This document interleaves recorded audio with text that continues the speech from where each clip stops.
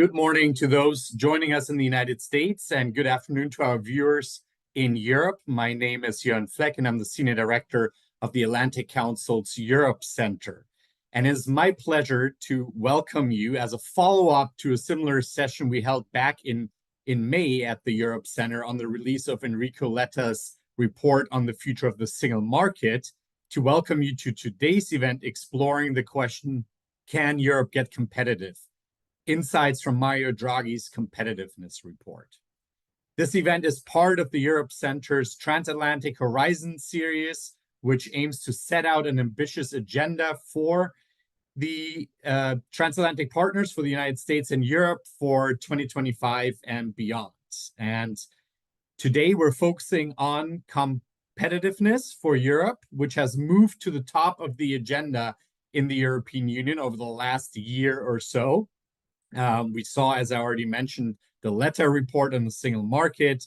We saw competitiveness feature as a top priority in the political guidelines of the von der Leyen II Commission. And now, on September 9th, last week, we had former Italian Prime Minister and ECB Chief Mario Draghi's long-awaited 400-plus page report on the future of European competitiveness. And that report identifies three critical areas: innovation, climate, and resilience, where the EU must intervene and invest to reignite its growth.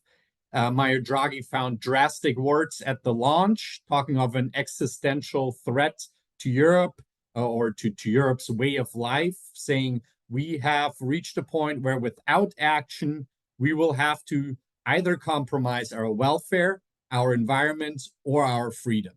So that sort of urgency provides the background. The report includes a combination of 170 sectoral and horizontal policy recommendations, and it calls for the European Union to invest around 800 billion euros per year in both public and private investment, which amounts to roughly 5% of the EU's total GDP. Alongside the Letta report, the Draghi report provides insight into how the European Commission and the EU institutions, the member states, may approach the issue of competitiveness over the next political cycle of 2024 through 2029. And we are delighted to bring back the gang that already helped us, the all-star team that already helped us explore the Letta report's recommendations and implications for the EU agenda, discuss the findings of the Draghi report, assess the outlook for Europe's competitiveness agenda, and explore the political dynamics and the political feasibility of this agenda going forward. So I'm delighted to welcome back this great group, which in alphabetical order includes Charles Litchfield, Deputy Director and C. Boyden Gray Senior Fellow at the Atlantic Council's Geoeconomics Center; Zach Myers, Assistant Director at the Center for European Reform in London; our very own Penny Naas, Non-Resident Senior Fellow at the Atlantic Council's Europe Center; and last but not least, Georg Rikeles, an Associate Director and Head of Europe's Political Economy Program at the European Policy Center in Brussels. So welcome back. Delighted to have you. Hope to make it as engaging and fun of a discussion as we had earlier in the year. Before we begin, just a quick housekeeping announcement. We'd love to hear from our audience out there, from you guys. And you can submit your questions at askac.org and follow us on Twitter at AC Europe. With that, let's get started and dive right in. We'll go to Georg first, and maybe Georg, you can help us set the scene a little bit and give us your key reactions, your key takeaways from this massive report that was launched last week, and give us a sense of what you think resonated the most from that report in the politics of Brussels as everyone came back from vacation to this massive competitiveness report. Thank you, Jörn. It's great to be back with the gang. Always a pleasure. Well, last time we were discussing the Letta report, and this time the Draghi report. And I think the first thing maybe to say is that Draghi titled his report "The Future of European Competitiveness," but I think he might just as well have called it "The Future of Europe" report. If you remember maybe back to July when von der Leyen was presenting her plan for the next 5 years, she also had some pretty ambitious or strong words. She spoke about how decisions taken over this next mandate, over the next 5 years, will determine Europe's place in the world for the next 50 years, no less. And I think really what Draghi does in his report is to put in political and analytical terms what this urgency means and what needs to happen. And of course, I, as an analyst who's also an engaged European, I really hope that Europe's leaders will heed his advice and act now, maybe before even darker clouds assemble on Europe's horizon.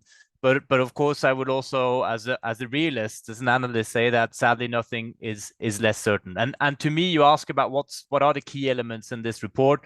Well, you mentioned it yourself. I think it's the headline of investment, public and private investment. Of course, they need to go hand in hand. But put simply, I think both the US and China certainly, they have entered into an era of massive scale resource mobilization.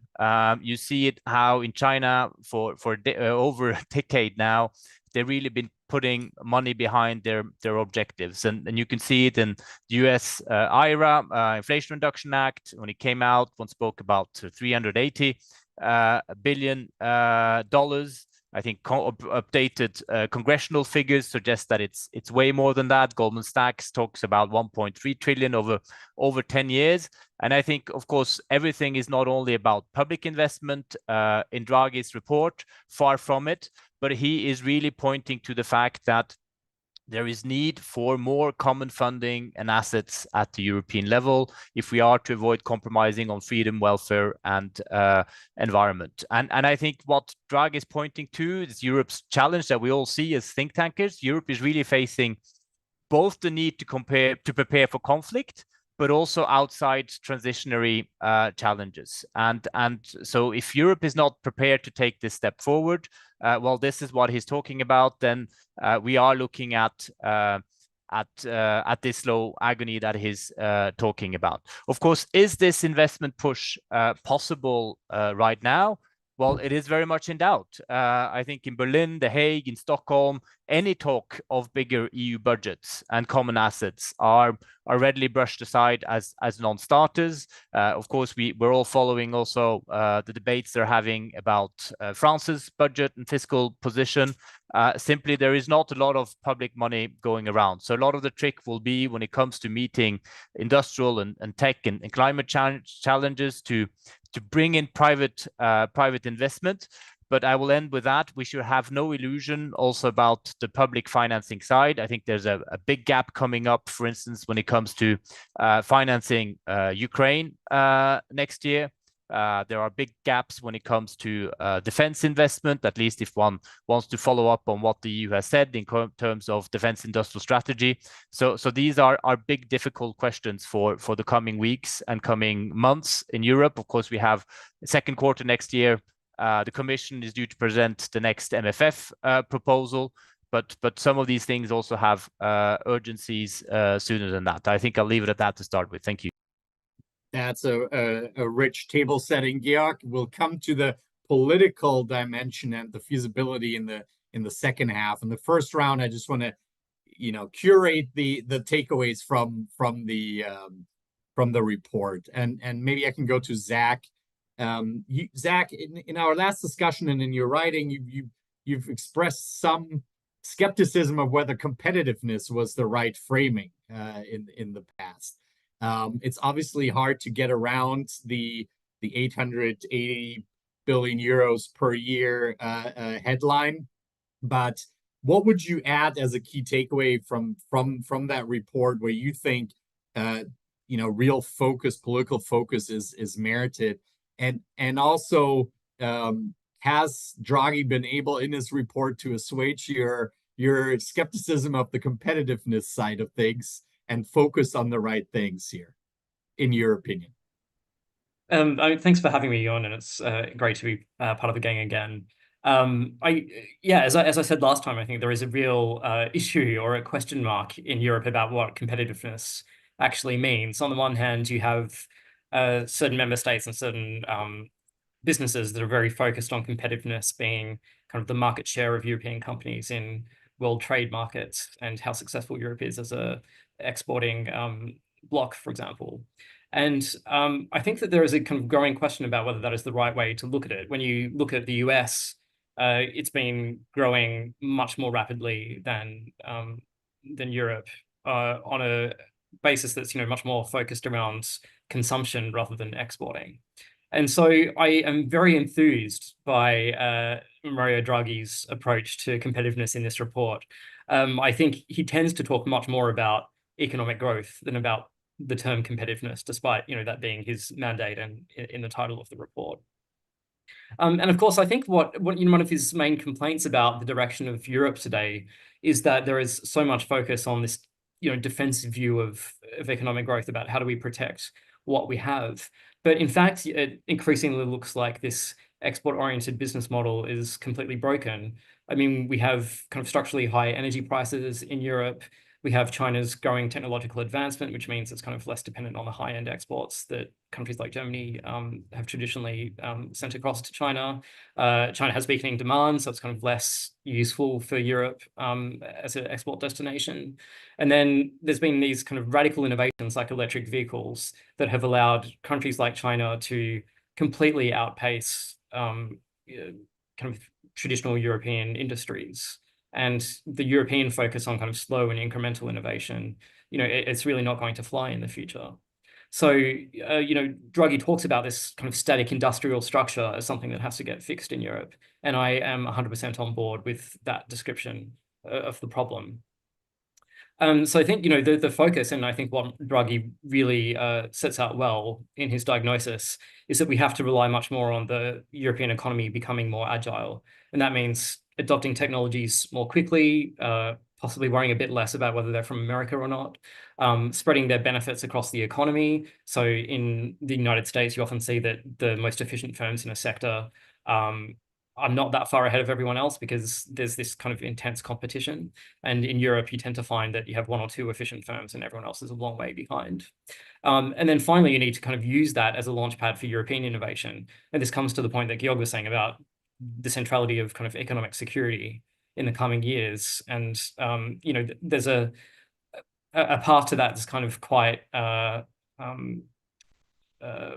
isolationist. And I'm not sure that that's really the path that the Draghi goes down. I think he admits that in a few sectors, like some minor parts of cloud computing, there might be a need for there to be kind of European solutions.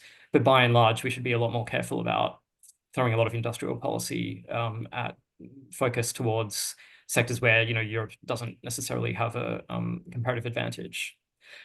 And so just in terms of the recommendations that I think are most important, one that I just wanted to draw attention to at the very start is kind of a really kind of cross-sectional one, which is around kind of institutional changes in the EU, because the EU has, been created as a entity that is focused on generating internal consensus. And, decades ago, it was quite fine for Europe to be slow at, at integrating, because there wasn't this kind of international competition and geopolitical tensions, let alone the need to rapidly spend more money on defense, for example. And so I think that Draghi correctly says that we just can't afford this type of decision-making structure anymore. And so I think some of the most interesting ideas that he has are around kind of making the EU be a bit more focused on doing on the areas where it can add the most value, trying to regulate a little less in everywhere else. And secondly, on kind of more joint decision-making, more kind of majority voting, and less absolute unanimity, and potentially options like a differentiated approach to integration. So if you have some of these solutions, which we'll talk about later, I'm sure, in the Capital Markets Union, where you can't get 27 countries on board, that we need to just go ahead with integration with the countries that are willing to move ahead. So I think that if we can make progress on these institutional changes, they will make a lot of the other changes, which are going to be politically contentious, hopefully a little bit easier to get done quickly. Thank you, Zach, for setting that out. I want to move on to Penny, maybe have her react. I mean, Zach already mentioned one or two things that in your career working for major U.S. business in Europe, you probably encountered this. But I think that Zach's points on especially the trade side of things and how Draghi has framed trade in this, or how he speaks about trade I think I looked up a quote: trade policy ought to be pragmatic, cautious, specific on a case-by-case basis, and defensive, I think is one of the quotes from I don't know whether the report or the launch, but that's something that I think is worth teasing out, especially with your background, Penny. But please add anything else that stands out from the report to you. Well, if I could, thanks, Jorn, and thanks for having me, and thanks to all my co-panelists. If I could build on something that both Georg and Zach said. So, I mean, when you think about the world and where we're headed today with both a green transition, decarbonization agenda that's going on and impacting all aspects of our societies, and then you add digitalization, technology, and AI. And AI is developing, I think, faster than governments can really handle. Technology in general is hard to regulate and stay in front of. But AI is really going to, I think, push the limits for most governments. And you put on top of all of that kind of the geopolitical maneuvering that's going on. I think Draghi really accurately identifies a lot of these trends in his report. But all of these things require really substantial amounts of money, whether it be investments or budget, as well as the need to ramp up defense spending. And when you take all of that and you put on top of it the fact that a lot of money in Europe goes to social welfare systems that aren't really investing in the future. They're taking care of some of our most vulnerable in society, including the elderly. And I think that the report starts to, in the finite amount of resources there are, really starts to come into stark political contrast. So the thing that I thought was most important in the report that I thought Draghi got at was this pace of change. And Zach mentions it with the institutional issues, but it's really about how fast can the EU move with regards to reacting and coming up with plans for some of the things that are going on. And then how can they have the discipline to actually bring those things to fruition? Right now, a lot of the regulation that's coming online, and there's at the end of the von der Leyen first term, there's an enormous amount of legislation that is now going to have to be implemented over the next 5 years.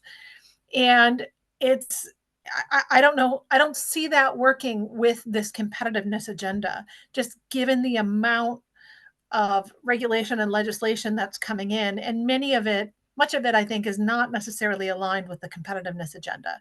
So I think that's going to be a huge challenge. And going to your trade point, a very large part of this is going to be a lot of this legislation was regulated and made in a way that didn't take into account neither internal competitiveness issues nor external trade ramifications for some of this legislation. And so you're going to have the EU kind of getting it on both ends at the end of the day with regards to some of the stuff that's going on. So deforestation regulation is kind of a top one, but there's many, many others that are being cited to me as problematic from both a competitiveness perspective and from an external perspective, because for some reason, this internal impact assessment discussions, cross-sharing inside the Commission seems to have broken down. And stuff is just getting boiled up in a way that doesn't help in either direction.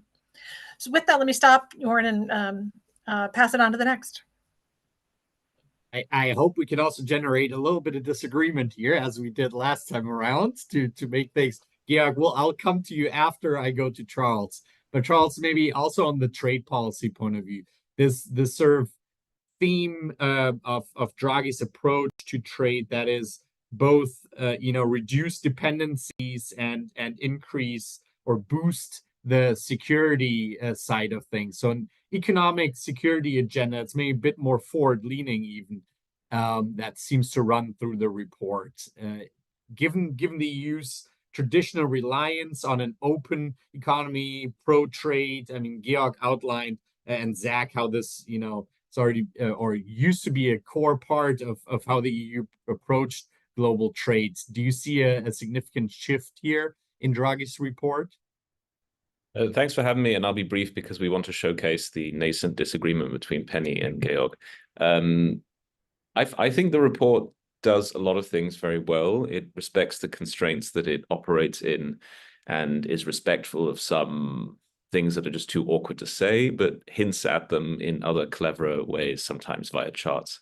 So I think, just as the representative of a center at the Atlantic Council that likes charts, I very much like the chart game in at least the 69-page version of the report. I have to admit, I haven't read the 400-page report. So the charts are good, and they hint at things that can't necessarily be said out loud. In his press conference, Draghi says that a safe debt instrument issued a la Corona crisis is not necessary, but would be useful. So you can tell that he has a fairly subtle understanding of the constraints that the EU operates under, and that's not even the most subtle. So you asked me about trade. On this too, it sort of respects the tightrope that it's walking on. Let's imagine a world where the EU wasn't in favor of multilateral institutions and wanted to work unilaterally all the time. By the way, the EU can take unilateral measures and has in the recent past. But I think it's easy to simply claim that the EU is naive about these things and clings to a world that doesn't exist anymore. The EU has equipped itself with instruments to defend itself. It can still use the size of its market and its relative prosperity for its own advantage in negotiations. And it has adapted to the fact that the WTO isn't working very well. But I just do not imagine either a report by Draghi or any EU official simply saying that we're going to abandon the old multilateral system. The EU itself is a multilateral institution. So I think that criticism is a little bit unfair. Box 1 of the 69-page version of the report is called Key Principles for Trade Policy. So it's a sort of aside where it creates some sort of sense of what Draghi thinks the EU should do on trade, and surprise, surprise, it's quite balanced. It does mention the risk of going down a protectionist path and says that wouldn't be a good idea, but then refers to a few things on clarity of principles and renewing our focus on things that are essential, which might suggest that he wants the tools that the EU has equipped itself with on trade defense instruments. He approves of them and wants them to be used more often. And then he also talks about alignment, so a coordination between what our economic security policies are and where we direct our efforts in trade policy. So I think that's the balance he lands on, and I think that's probably the appropriate balance, recognizing the world as it is, but let's not expect the EU to suddenly start saying we're going to be unilateral and that's it. Thank you, Charles. Before we go to Georg to react, just a reminder to our viewers to please submit your questions at askac.org or on X at AC Europe. Georg, you seem to wanted to respond to Penny's point of this tension potentially between this massive regulatory implementation agenda on the one hand and the competitiveness agenda moving forward on the other. At least I understood your reaction there that way. Georg, if you want to respond. Well, it wasn't specifically on that point, but you asked for some elements of disagreement, and so I'll try to respectfully disagree with some of the comments that have been made. I was trying to push the conversation forward. I do recognize most of the things that all the colleagues have said. And I think really what also Penny said about the capacity for change and the pace of change is a critical element of this report. And in a way, if I can use an image to illustrate that, the way I think of it, this is almost I would say the EU's Wilsonian moment. And what do I mean by that? Of course, the EU will never be the United States. But if you look at the history of the American federal buildup, it is quite instructive in terms of how quickly central capacities must develop when there's sort of an urgent pressing force of external events. And of course, you had the first creative burst of early US federalism, but then the outlays, the federal outlays as percentage of US GDP was very low until the First World War. And why do I talk about the Wilsonian moment? Because after a lot of hesitation, President Wilson decided to take the US into the First World War in April 1917.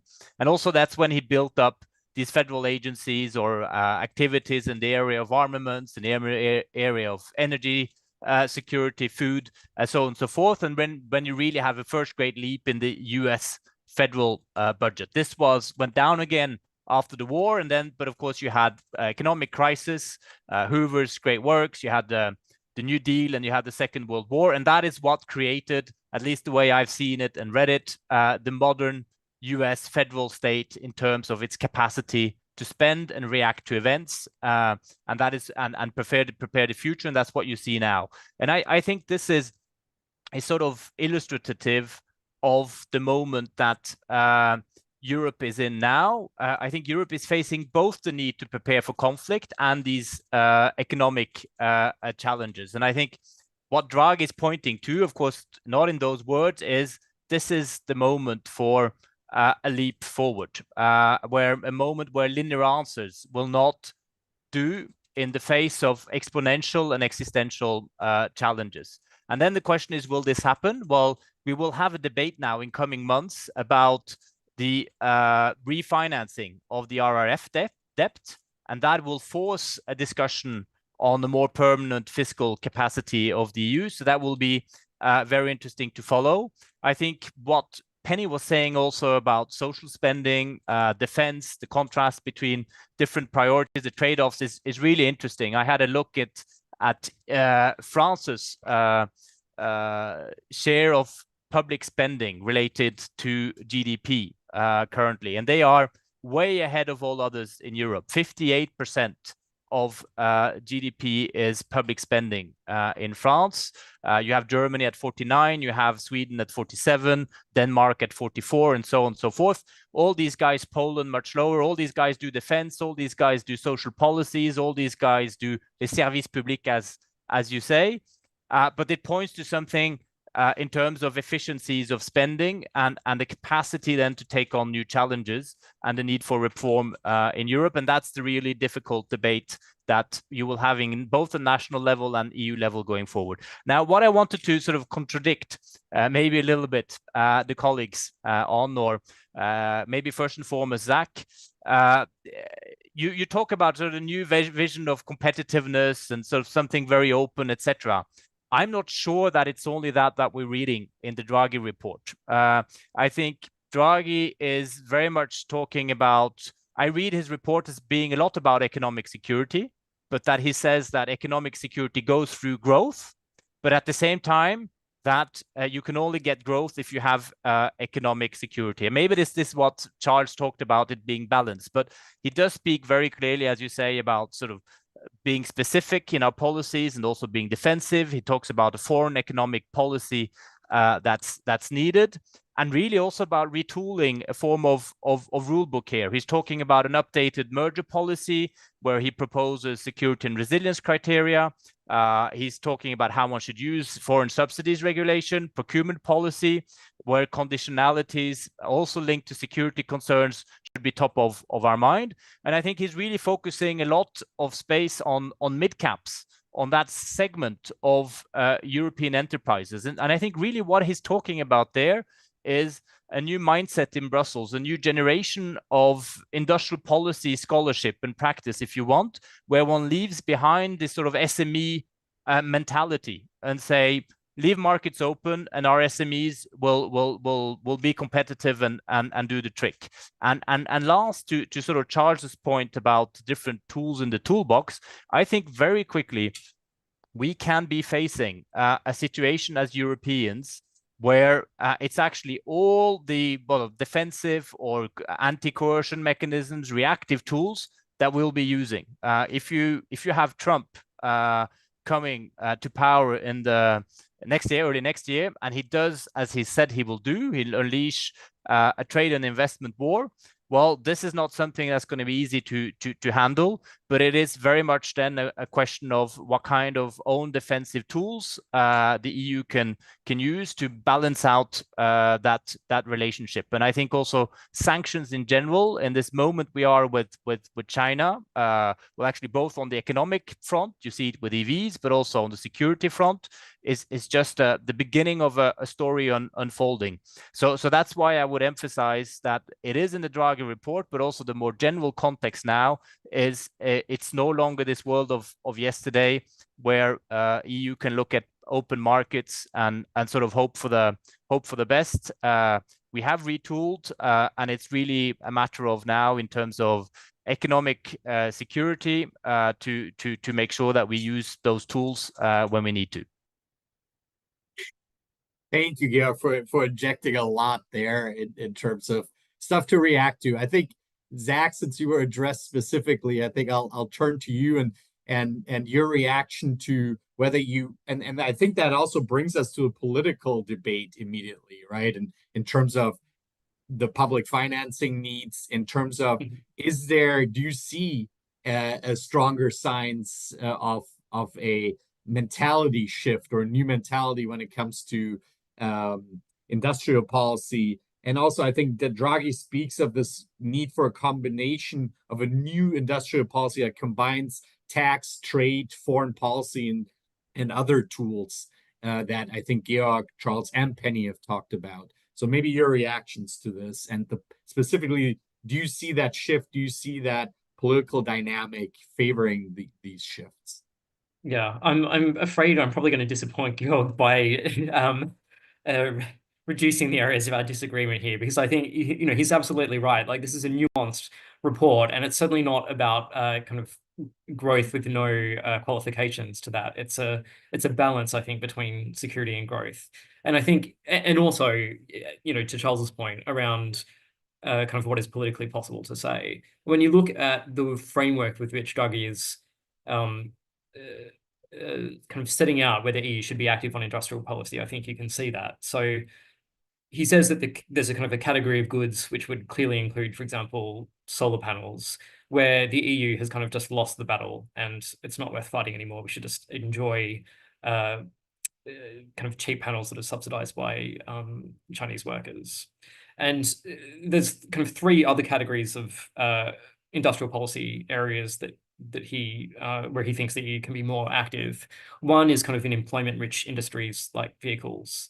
And I kind of see that as maybe not so much an economically driven category, but one where it's kind of just politically impossible to give up that industry or to not support it. And I think kind of that's implicit between the lines of the text.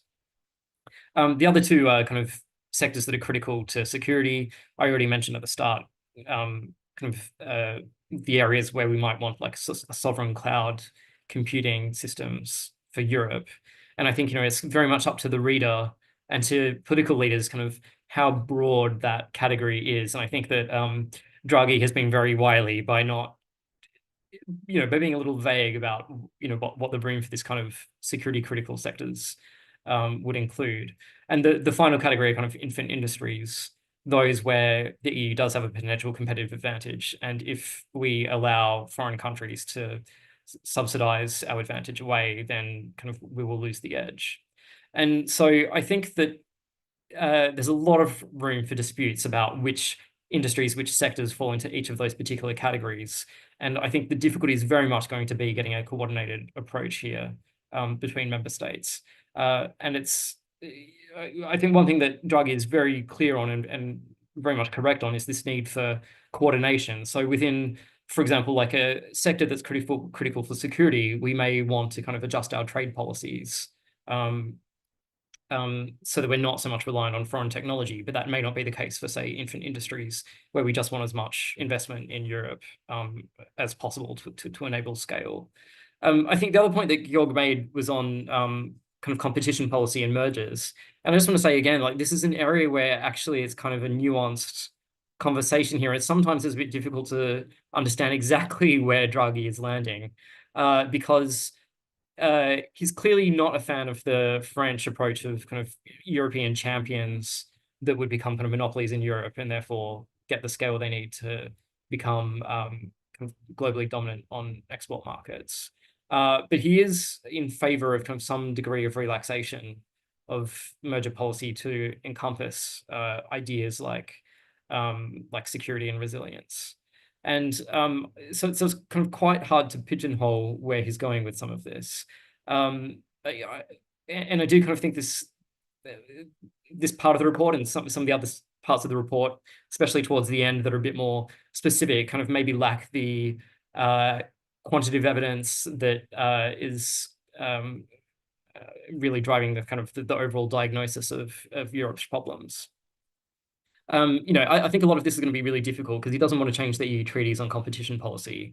But when you are encompassing ideas that European consumers might have to pay more in order to help European corporations compete externally, you're really talking about a transfer from consumers to shareholders. And that seems to me a concept which is not really easy to reconcile with the fundamental principles of EU competition law. So I'm scratching my head a little bit in thinking that this is something that is necessarily going to be kind of legally viable without treaty change. And then I think that, there are other ideas that he hasn't considered. So, for example, he talks about allowing mergers between two big companies on the basis that they'll make lots of promises about what sort of investment they're going to make in Europe in the coming years. And that's all well and good. But if those companies don't make those promised investments, I mean, what are you going to do? You've created an uncompetitive market structure.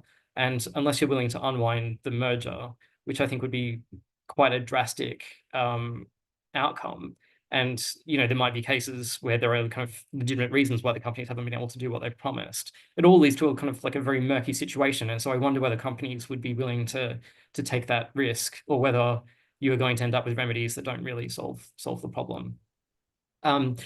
Finally, just one point on that God was saying about kind of giving up this valorization of SMEs. This is an excellent example where the charts in the report are really worthwhile looking at in detail, as Charles said, because it's clear that kind of when you look at the mega firms, there's not that much difference between Europe and the US. The big difference is that we have so many tiny firms in Europe and rather less of them in the States. And there's a lot of economic evidence showing that it's, this move from being an SME to a kind of smaller firm gives you much more scope to invest in technology, to have better management practices. I think when we're thinking about how do we build scale in Europe, there's so much more that we can do on helping SMEs grow rather than on getting two big European firms to become a mega firm.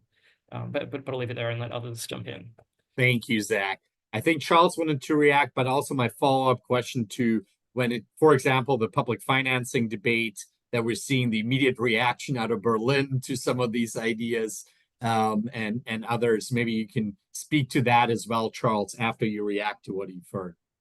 Thank you. No, I agree with Zach. I was just wanted to be cheeky and bring up this morning's news on which commissioner has a pleasant end to their term as a commissioner and which does not.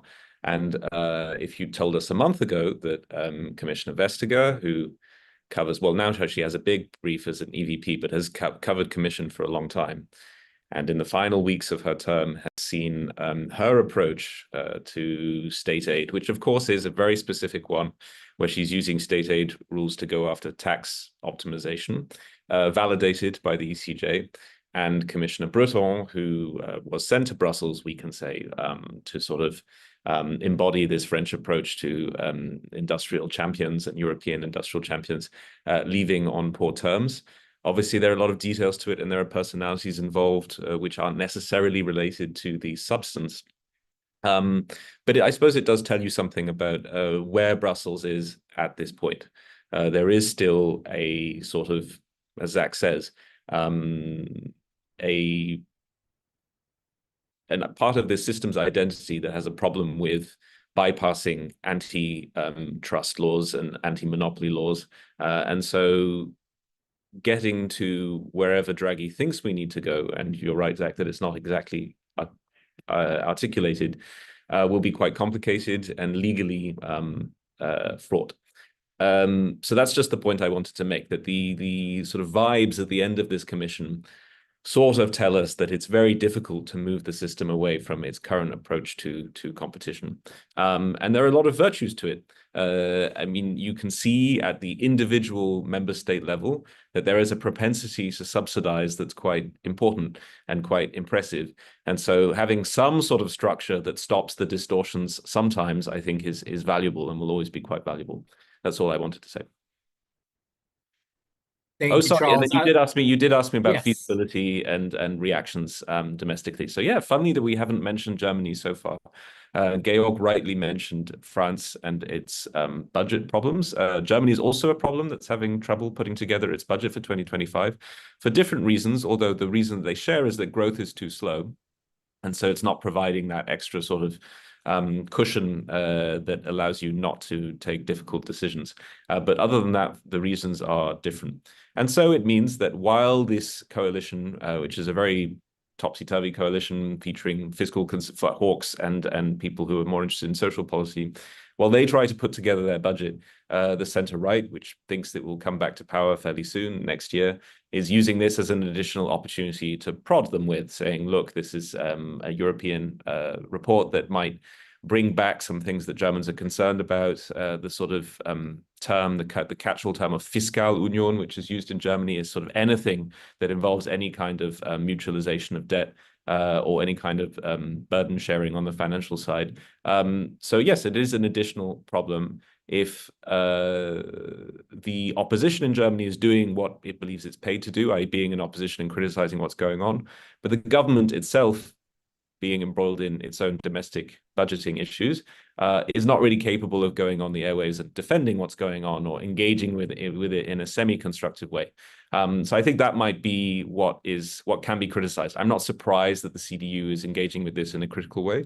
I'm just a little disappointed that there isn't really much availability on the schedules of German ministers to say, well, there are a few things here that are interesting, and we, Germany, are going through a reform and a change in our own economic model, and so we should engage with these things. That's what I haven't seen, and it would be desirable. Penny, want to bring you, and you already questioned how the old agenda collides with the new agenda, right? Between, you mentioned regulatory implementation from this massive regulatory agenda of the last 2 terms, really, and then this competitiveness drive. But in terms of the politics of what's politically feasible from Draghi's proposals, where would you see the biggest potential or the biggest downside and blockages? Yeah, well, I think, maybe in addressing what was previously said, I think we need to think about the tensions that are in this report also being between, and I think this exists in other parts of the world as well, but you have really the industrial base of Europe, who is threatened probably more by China than by the US, wanting certain policies in order to maintain the industrial base that they've had in Europe, many times in tension with the green agenda. They want very different policies, and they want very different things out of this, for example, out of Europe, in order to remain competitive than, for example, the technology industry would want. Now, I think Europe does have a big problem on technology. They've got fantastic basic research, but their ability to take that and turn it into commercialized enterprises, commercialized successes, is very problematic. And even if you look most recently at the COVID-19 vaccine creation, you went from a firm in Germany that had the technology, a company in the US that had the ability to scale, produce the vaccines in large quantities to deal with the logistics around deploying them, and had the capital to come in and help. I think that's a case study in some of Europe's problems and what needs to go on. And I think it's very problematic. I was looking at figures last week about the CHIPS Act, which, there are folks in Europe who have been concerned with and or very jealous around CHIPS Act, IRA, and the infrastructure bills in the United States.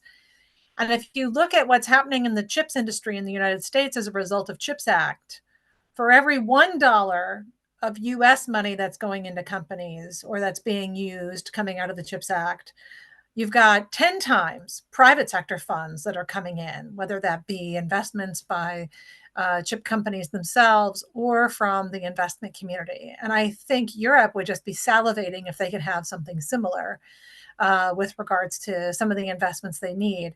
And I think they've really got to look at and focus on that innovation ecosystem that is lacking in Europe at the moment if they want to try to turn that around.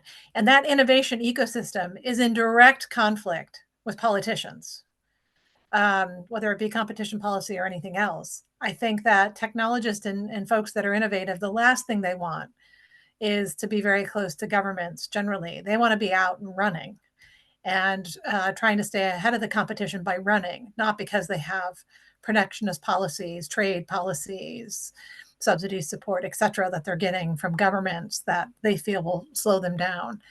So again, just to close, I think there's a real tension between how kind of industrial companies are looking at the competitiveness issues and the policies they're calling for versus the policies and the ecosystem that an innovative economy is looking for.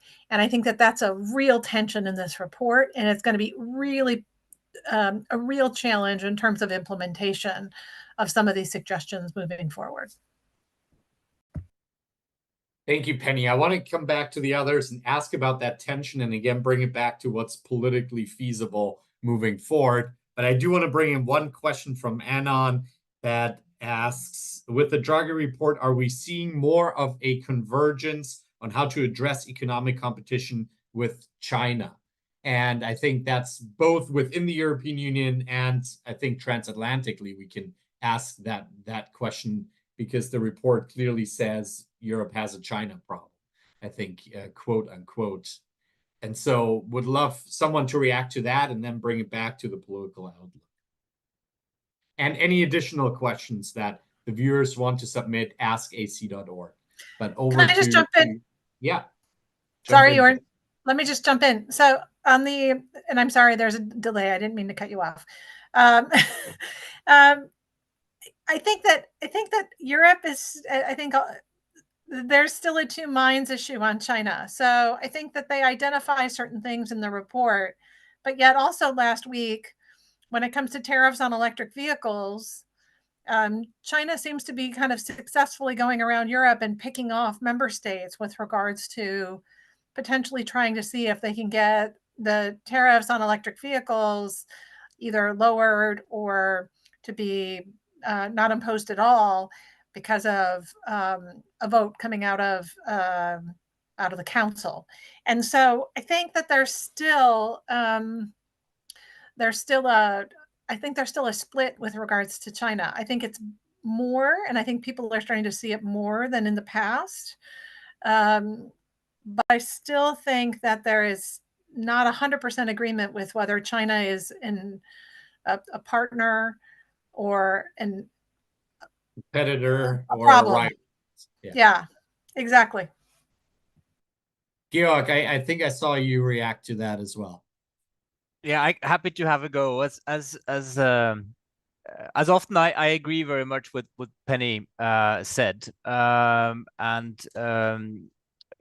also, by the way, Zach. I mean, often I tried to create some disagreements here, and he's the one who's read the fine print of the Draghi report and points to the fact that there are many ways of reading it, and it's relatively balanced. And of course, he's right on that. Now, on China, I would say that increasingly in Europe, we are moving away from this logic of China being a partner, a competitor, and a strategic rival or systemic rival, to adding a fourth category. It's just that we don't put it into words. And I think that fourth category is very much China is a security threat for Europe. China had or participated in military training operations on the Polish border in Belarus this summer.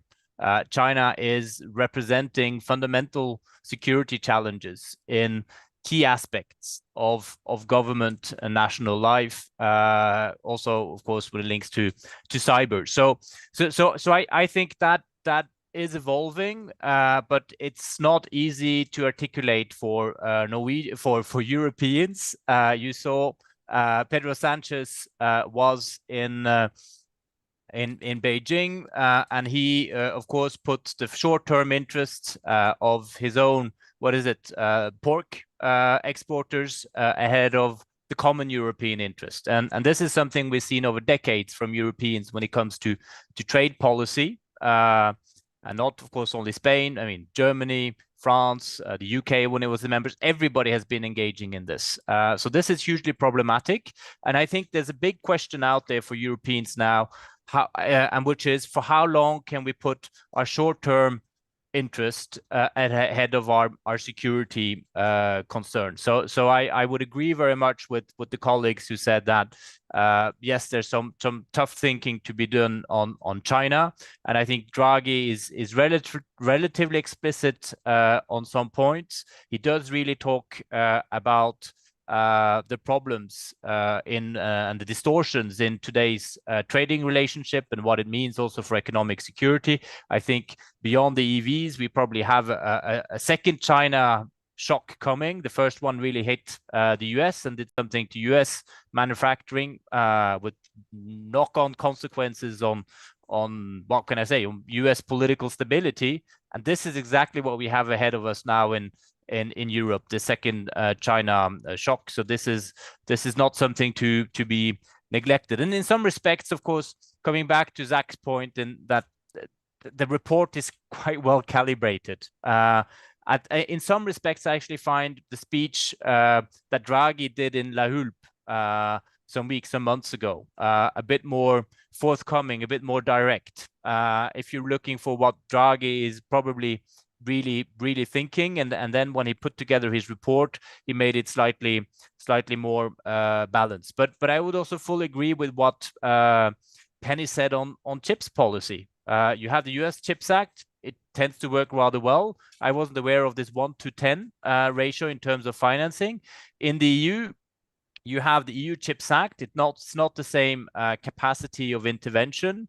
A lot of it is happening, of course, in terms of national state aid, and you're not seeing this 1-to-10 ratio. If you look at what some big US companies, for instance, without citing them, are asking to establish in Germany, you're looking at completely different ratios or between what is private investment and what is public state aid. And of course, this is a problem, and it comes down to Europe's attractiveness and competitiveness, but also I think it comes down to a lack of proper industrial policy across all its dimensions. And I'll take one example, and that is, we say we want to have chips policies in Europe. Well, first of all, when you want to get the money to do that, you are spending months and months and months to figure out where you're going to get that money from. And it's a huge fight to try to get 3 billion euros out of Horizon into something you say that you really want to do. But even more so, where the real money has been put in chips through the EU level is through the RRF. And the RRF is essentially up to the member states. It's, for instance, Spain that has put a lot of money into this. Romania that's put a lot of money into this. And what you then actually have a result is that where government money is going is in places where you don't have the underlying technological research, manufacturing, industrial infrastructure to actually build up further investments in industry. And so this is, to me, really, it does point back to a lack of coherence in European industrial policy. And this is, of course, something that is hugely difficult to do something about. Thank you, Georg. I will do a lightning round to close us all out. After going to one more question, I'll ask you guys about what you're watching as your main thing to see where this competitiveness agenda is going over the next few months as the next commission comes in. But before that, I have a question, an anonymous one. What does the Draghi report have to say about boosting the EU's defense industrial base?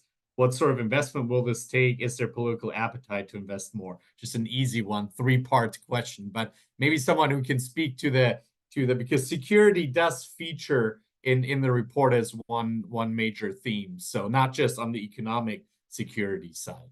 Anyone who wants to take that question from the audience on the role of defense industrial in this competitiveness debate? I can start with the obvious points and then someone can say more intelligent things. But just to get it started, yes, defense and security is mentioned, mainly in terms of the context. The EU no longer has a peace dividend that it can rely on, and therefore there's more of a fiscal drag, or more fiscal resources have to be devoted to defense, and we're not ready. And so it's mentioned more as a challenge than as an opportunity, although you could argue that relaxing some of the competition rules, which Draghi does or does not call for, could benefit some of the defense firms. So I think it's something that we could criticize about the report, that it's there more as a challenge than as an opportunity. But maybe someone has something more intelligent to say. I can maybe just jump in and say that I'm no expert in kind of defense industrial policy, but my understanding from the report is that a lot of these ideas are not new ones. And so they're going to kind of come back to the same old issues, which are, yes, of course, it makes sense from an EU-wide perspective to have things like common procurement and more cooperation. But at the end of the day, it's particular countries that want their own solutions and companies to be in the most beneficial positions that are going to be holding back defense cooperation. And so I kind of read it with a little bit of disappointment that there wasn't any silver bullet. And I think there are other areas of the report where there are some genuine new ideas that could move debates forward. For example, this idea of like a 28th regime for small innovative companies that could then have like a single EU-wide corporate tax, labor policy, labor laws. That's an idea that can get around some of these vetoes, especially if you do it with a coalition of the willing. But I think in defense, it doesn't look like there's any silver bullet of a similar type. So I'm somewhat pessimistic. The report does mention, again, more as part of the context than as a solution, that the EU has more than 10 different battle tanks currently under production, whereas the US has one. So it does a good job at noticing the problem, but perhaps there's just too much to do, and so it doesn't focus on defense. And then again, just to link it back to what I initially said on political constraints, Draghi knows that is a little bit explosive with some member states who need to make efforts in other areas. I won't mention which ones, some that aren't members of NATO but are members of the EU. So that's probably why he doesn't go there. All right. I think we'll close it out with a lightning round. Just a question. You can pick and choose the one thing you're watching that will indicate, as the new commission comes in, as the new political cycle kicks off, where this competitiveness debate might go, and or the one thing from the recommendations that you would like to see enacted that you think is politically feasible and will make a difference. So we'll kick off with Penny. I'm sorry to put you on the spot, and then we'll go around the virtual table here.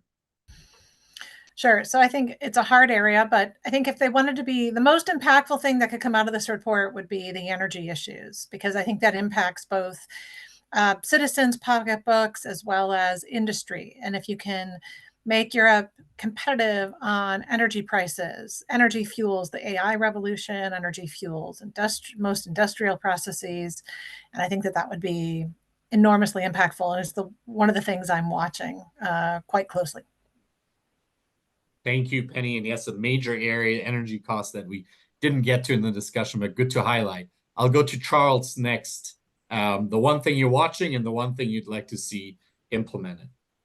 Thanks. Well, this is an obvious one, but the commission portfolios, not necessarily who gets what, because commissioners officially are meant to abandon their national preferences when they become commissions, but just who works under who gets an oversight EVP portfolio and who doesn't, and how they change some of the titles.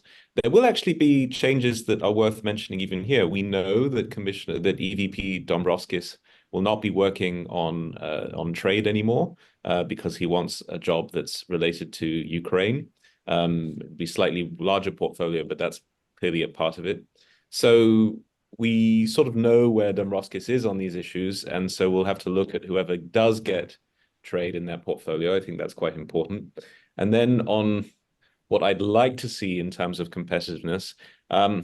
This is, again, a very nerdy point, but some of the countries that have been mentioned a few times in this discussion, rightly, France and Germany, have problems to do with their budget, and especially France with the size of its deficit.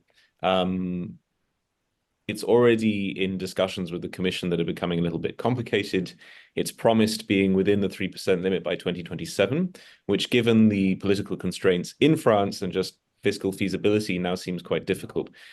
It can achieve a bit of a delay on that, but then in exchange, it will have to offer very credible reforms. So not just for France, for other countries, I'm curious to see in that discussion to do with the Stability and Growth Pact, which has been slightly reformed, but which reforms are offered by individual countries to get them in line with their fiscal commitments and whether they may help competitiveness. Nerdy, I'm sorry, but that's actually where the Commission's quite powerful. That's okay. We accept nerdy.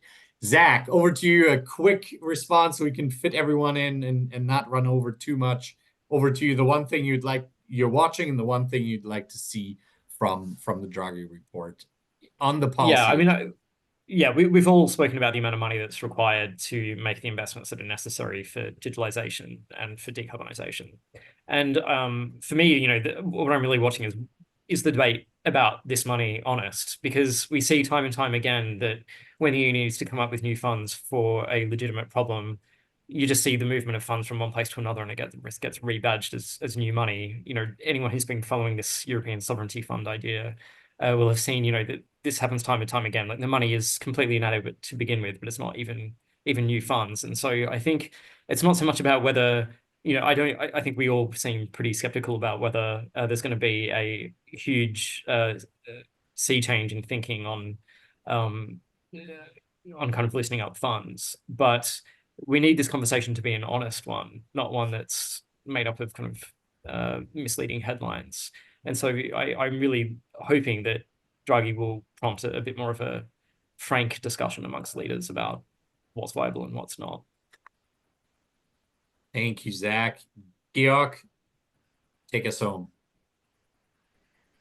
Well, actually, it's difficult to disagree with Zach and the other colleagues, but yeah, on the financing side, the things I'm really looking out for is what's going to happen on this debate on the rollover of the RRF going forward, because as I said, I think this is really the next step in terms of the creation of Europe's more permanent fiscal capacity.